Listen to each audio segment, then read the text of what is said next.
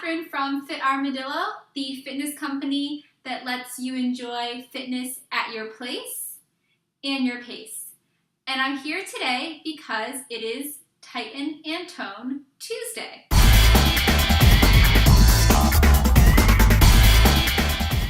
In honor of the fact that February is Heart Health Month and some really great fan fitness questions, the last two videos I've shared with you have focused on your heart. Last week we talked about your target heart rate, how to find it, and how to calculate a more accurate target heart rate now that the formulas have changed. If you're interested in watching that video, you can find it here.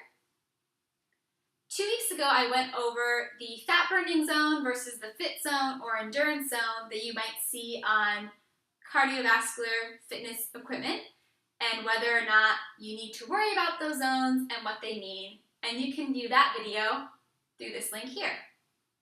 This week I have one last short video to talk to you about your heart and your heart health. While it can be useful to know what your target heart rate is and whether or not you're in that zone, there's another indicator of your heart health and the effectiveness of your workouts that you can check that I really want you to learn how to do, because it's very easy and also very effective way for you to see if you're improving your fitness or if you are working out too intensely and need to make some adjustments there. The test I'm talking about is finding your resting heart rate. So this is very easy to do. You might want a friend to help you time while you're taking your heart rate, but your resting heart rate is a really good tool to tell you about your cardiovascular fitness. The more you work out, the more efficient your heart becomes at pumping blood throughout the body and bringing oxygen to your cells and removing waste from your cells. And as the heart gets more efficient, it doesn't need to beat as many times in a given minute.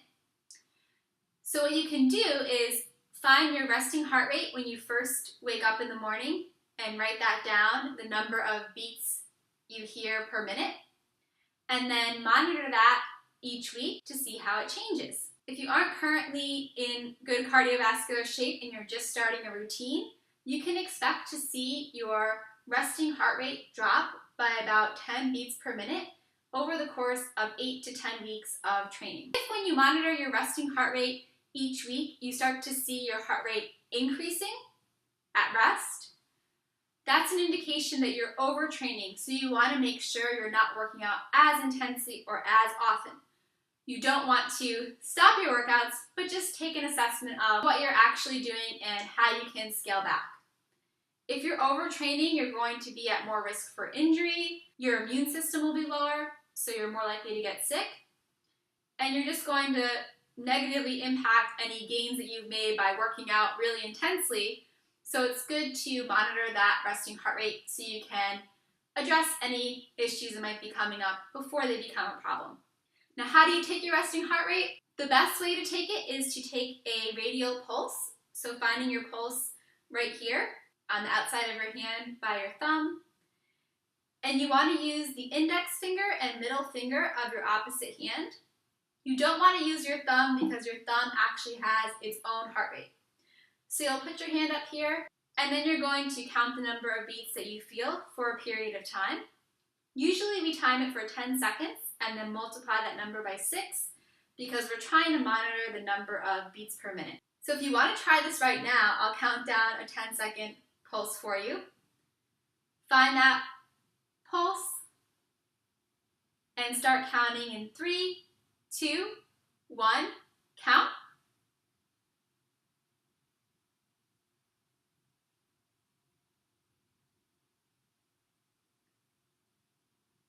And stop.